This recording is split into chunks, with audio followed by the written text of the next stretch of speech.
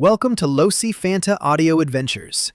This series is about true stories that really happened. Stories in which men twist themselves into knots, women mercilessly play out their quirks, and no one can seriously claim to have acted out of pure reason. Told with biting wit, humor, and delightful sarcasm. Enjoy listening to the things people do out of love, lust, or desire, and bitterly regret. Experiences caught between heart and body.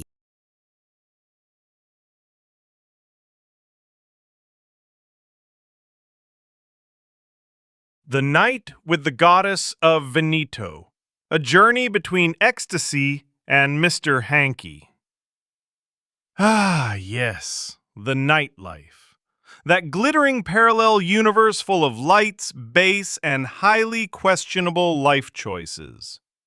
Back in the day, I was a regular out there, not just occasionally. No, it was practically a second job. I spent more time on dance floors than delivery drivers spend on German roads. Clubs, bars, lounges. I was out so often that my Spotify year-end recaps consisted exclusively of techno, deep house, and embarrassing 90s tracks I allegedly listened to by accident. And the best part? I wasn't just some random guest. I wasn't guy leaning on the bar with a lukewarm beer. No. I was the main character. When I walked in, people thought, oh, it's him. The guy who looks like the DJ, but isn't.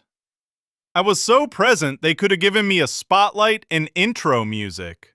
And naturally, the women came, lots of them. Flirting was basically my hobby. And me? Well, I'm a polite person. When a woman flirts, you don't just say, no, that would be rude. And I didn't want to disappoint anyone. Customer service is important to me. And then came that night. The vibe, perfect. The music, like a live concert in your stomach. The drinks, flowing like destiny itself.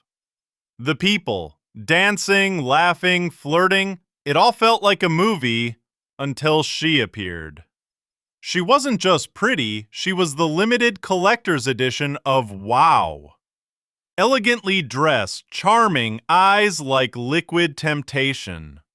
She had the aura of someone who sells champagne during the day and controls demons at night. We locked eyes, sparks flew. This wasn't flirting, it was an erotic TV series with 3 seasons and a cliffhanger after every episode. Everyone knows something will happen eventually, just not yet. We talked, we laughed, we drank. And at some point, when the universe decided enough foreplay was enough, she asked, "Do you want to go somewhere else? Maybe have a private party for 2?" My brain, yes. My body, yes. My little friend, already setting up fireworks. So into a taxi we went. Destination, hotel room, conveniently nearby. I had booked it in advance because I believe in preparation. Partying is great, but brushing your teeth afterward is better. We arrived. Door closed, lights dimmed. And then she unleashed chaos. She threw me onto the bed with an energy that would have earned a professional wrestler's respect. I had no chance, and honestly, I didn't want one. She mounted me like a lion tamer mounting a wild beast. I was the Mustang, she was the rider with a whip, a compass, and a license to go completely insane. Clothes flew off faster than my dignity after 2 tequilas. She kissed places on my body I wasn't even sure existed in biology textbooks. I remember thinking, is this still sex, or have we crossed into live circus performance? And me? I was the prop, and I was thrilled. Of course, I was prepared. You don't go on an expedition through the desert of desire without protection. Never explore without a helmet on the helmet. And then it escalated. Every angle, top, bottom, left, right, If there had been a twister mat, it would have burst into flames. She ran the entire operation with the precision of someone holding a master's degree in advanced erotic navigation with pit stops. But just as I felt myself approaching the end of the journey, she noticed and slowed things down. Again. And again. With the timing of Swiss clockwork and the sadistic calm of a yoga instructor telling you to just breathe while you're dying in plank position. And then she said it, the sentence. May I let myself go? My brain, what? How? Isn't that already happening? How much more is there? Should I call a doctor? But hey, I was committed. I thought, let go. Become stardust. I am ready. Spoiler, I was not ready. She leaned down, kissed me gently. It was almost romantic. And then, splat. Something warm on my stomach. For a split second, I thought she had accidentally spilled a hot tea bag. Then came the smell. A smell you know. A smell you never want to encounter in this context. And then I saw it. Mr. Hanky from South Park. In the flesh. A freshly delivered product from her food processing and output department. Right on my stomach. A full-blown horror chocolate bar. I lay there, completely frozen, trapped between arousal, terror, and an internal emergency protocol. She smiled, kissed me, and started going down on me, with the thing still on my stomach. And my body hit the emergency shutdown button. Blood flow stopped like a Berlin airport construction project. Nothing worked. Game over. I said, yeah, sorry, but this is not happening anymore. That was a turnoff on an extinction level scale. She calmly picked up it, walked to the bathroom, flushed it, washed her hands as if she just disposed of a weird olive from a buffet. I showered. Intensely. With everything the bathroom had. Shampoo, shower gel, soap, possibly floor cleaner. She looked at me dead serious and said, you know, I've always wanted to try that. And I thought, okay, that sounds either like a culinary experiment or something that definitely doesn't come with IKEA instructions. Let's be clear, it was not culinary. That day, she was on dominance final boss level. Me? I endured it with stoic calm, like a dog willingly putting on a sweater just to avoid disappointing its owner. I was the submissive guy on duty, basically an intern in the bedroom, does everything, says nothing, smiles bravely. She just wanted to see how men react to, let's call it, a role-play upgrade. And me?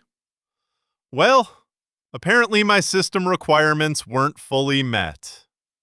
I tried. I really did. But somewhere between what is happening and where exactly did my dignity go? My brain simply went into standby mode. In the end, she said, well, I don't know if I'd do that again. But hey, at least I can say I did it. It was wild. Check mark. I'd say it was like a bungee jump without the rope. Exciting, surprising, mildly traumatizing. But hey, it's on the bucket list now. After that, we talked for a while. Somehow she managed to calm me down. She was charming, kind, understanding. But the spark was gone. The rocket had literally crashed, and the fireworks had turned into a soggy New Year's firecracker. Eventually, she stood up and got dressed into this ultra-tight dress and high heels designed exclusively for surviving laminate floors, not half marathons. Once she squeezed into that outfit, so tight and so sexy, it looked like divine intervention and a spatula had been involved. My brain immediately, system overload, object too hot, please restart. And my body? Of course, the old internal alarm went off. Boss, this is your little friend downstairs. We're operational again. Should we perhaps re-enter the adventure? And I thought, well, yes. Completely insane after everything that happened. But hey, if you're already awake, it would be rude to just leave you hanging. Or rather, standing. I mean, can you really disappoint your little friend when he reports back this motivated? Exactly. So there I was, sitting on the bed like a slightly run-over raccoon, confused, emotionally divided, and then she looked at me. That look. The kind that says, I know exactly what you're thinking, and yes, I'm absolutely in. Either she could read minds or my physical condition was as obvious as a flashing open sign at McDonald's. She went down, very literally, onto her knees right in front of me. And then it started. This wasn't just oral. This was oral World Heritage status with express delivery. The speed? Formula One pit stop. The technique? NASA engineer approved. Me? More spectator than participant, mentally eating popcorn and applauding. 2 minutes later, finish in the mouth. Grand finale. My synapses standing in a circle, clapping. And as if that wasn't already enough for the erotic series Blowjob Chronicles, she looked at me like someone who had just climbed Mount Everest, barefoot, backwards. Then everything was cleaned. My best friend had never been so spotless, possibly clinically sterile. She grinned, winked, swallowed, kissed me on the cheek, and vanished from the room like a trained secret agent after a successful mission. 007? No.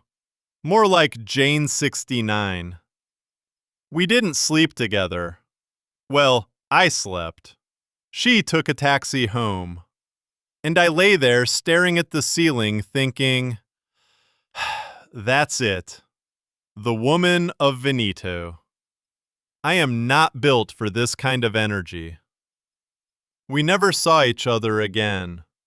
And to this day, I can't look at chocolate bars without crying a little inside.